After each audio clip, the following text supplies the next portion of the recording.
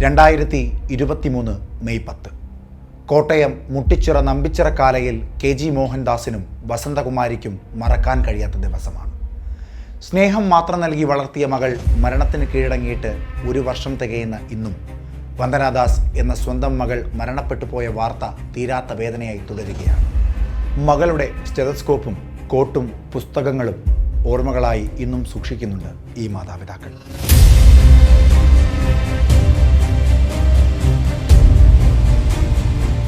കൊട്ടാരക്കര താലൂക്ക് ആശുപത്രിയിൽ മെയ് 10-ാം തീയതി പുലർച്ചെ 4 മണിക്ക് വൈദ്യപരിശോധനയ്ക്കായി പോലീസ് ഒരു പ്രതിയെ കൊണ്ടുവരുന്നു. പരിശോധനയ്ക്കിടയിൽ പരിഭ്രാന്തനായ പ്രതിയുടെ കയ്യിൽ അകപ്പെട്ടുപോയി നിറയെ സ്വപ്നങ്ങളുള്ള യുവ ഡോക്ടർ വന്ദനാദാസ്.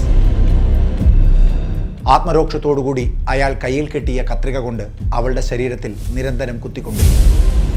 പ്രതി സന്ദീപിൻ്റെ ആക്രമണത്തിൽ പിടഞ്ഞു വീണ സുഹൃത്തും സഹപ്രവർത്തകയുമായ വന്ദനയെ വാരിയെടുത്ത് സ്വകാര്യ ആശുപത്രിയിലേക്ക് പാഞ്ഞ ഷിബിന് പ്രതീക്ഷയുണ്ടായിരുന്നു തൻ്റെ കൂട്ടുകാരി മടങ്ങി വരുമെന്ന്.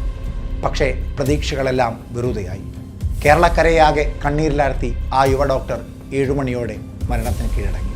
പ്രത്യാശയും പ്രതീക്ഷയും ഒക്കെ ആയിരുന്ന മകളുടെ മരണവാർത്ത ആ മാതാപിതാക്കളെ വല്ലാതെ തകർത്തു.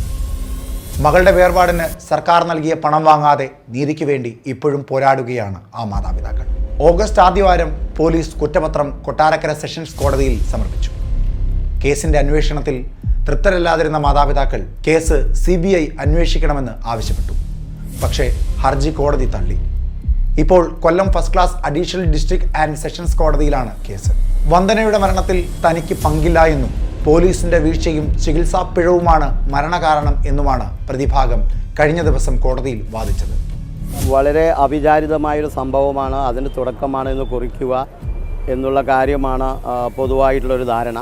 എന്നാൽ ഈ പ്രതി ഈ പറയുന്ന മർഡർ അല്ലെങ്കിൽ കൾപ്പബിൾ ഒമിസൈഡ് ഒരു ഡോക്ടറുടെ മരണത്തിനിടയാക്കിയ കുറ്റകൃത്യം ചെയ്തിട്ടുണ്ടോ ഇല്ലയോ എന്നാണ് ഈ കുറ്റപത്രത്തിലുള്ള പൂർണ്ണമായ ഓരോ പേജുകളും വായിച്ചറിയുമ്പോൾ പ്രതിക്ക് ഈ പറയുന്ന കൊലപാതകത്തിൽ നേരിട്ട് യാതൊരു പങ്കുമില്ല. വളരെ ചെറിയ ഒരു ഒഫൻസ്, അത് 308-ാം വകുപ്പ് പ്രകാരം ഈ വരുന്ന പ്രതിയെ ഉപദ്രവിക്കാൻ ശ്രമിച്ചപ്പോൾ അവിടെ കണ്ട കത്തരയെടുത്ത് കുത്തി എന്നുള്ള ഒരൊറ്റ ഒഫൻസ് മാത്രമേ ചെയ്തിട്ടുള്ളൂ. അതിനുശേഷം ഈ പറയുന്ന ഡോക്ടർമാരുടെ കുടിപ്പകയും ഡോക്ടർമാരുടെ നിരുത്തരവാദമായ പെരുമാറ്റവും ആവശ്യമായിട്ടുള്ള നിയമസഹായം നൽകാതെയുമാണ് ഈ ഡോക്ടർ വന്ദനാദാസ് മരിക്കപ്പെട്ടത് എന്നാണ് ഞാൻ മനസ്സിലാക്കുന്നത്. അതിൽ ഉൾപ്പെട്ടിട്ടുള്ള പോലീസ് ഉദ്യോഗസ്ഥരും അതുപോലെ തന്നെ അവിടെയുള്ള ജീവനക്കാരും അവർക്കെതിരെയാണ് ഈ പറയുന്ന മരിക്കപ്പെട്ട വന്ദനാദാസിൻ്റെ അമ്മയും അച്ഛനും ബഹുമാനപ്പെട്ട ഹൈക്കോടതിയിൽ വന്നത്. ഈ സാഹചര്യങ്ങൾ കണക്കാക്കിക്കൊണ്ടാണ് ഇന്ന് ഒരു വിടുതൽ ഹർജി ബഹുമാനപ്പെട്ട കോടതിയിൽ നൽകിയിരിക്കുന്നത്. 136 സാക്ഷികൾ, അതിൽ 24 സാക്ഷികളും സംഭവ സ്ഥലത്ത് നിന്ന്, ഒപ്പം സാഹചര്യ തെളിവുകളും സാങ്കേതിക തെളിവുകളും എല്ലാം പ്രതിക്കെതിരായി തന്നെ ഭവിക്കുമെന്നാണ് പ്രോസിക്യൂഷൻ പറയുന്നത്. പ്രോസിക്യൂഷന് 136 സാക്ഷികൾ ഈ കേസിനകത്ത് പ്രോസിക്യൂഷൻ ഏജൻസി ഹാജരാക്കിയിട്ടുള്ള കുറ്റപത്രത്തിലുണ്ട്. 24 സാക്ഷികൾ സംഭവ സ്ഥലത്തുണ്ടായിരുന്നവരായിട്ടുണ്ട്. അവരുടെ എല്ലാ സ്റ്റേറ്റ്മെൻറ്റുകൾ കോടതിക്ക് മുമ്പാകെയുണ്ട്.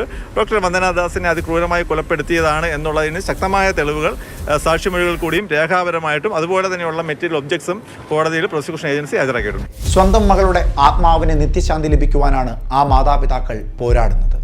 അതിന് ഏതറ്റം വരെയും പോകുമെന്നും അവർ പറയുന്നു.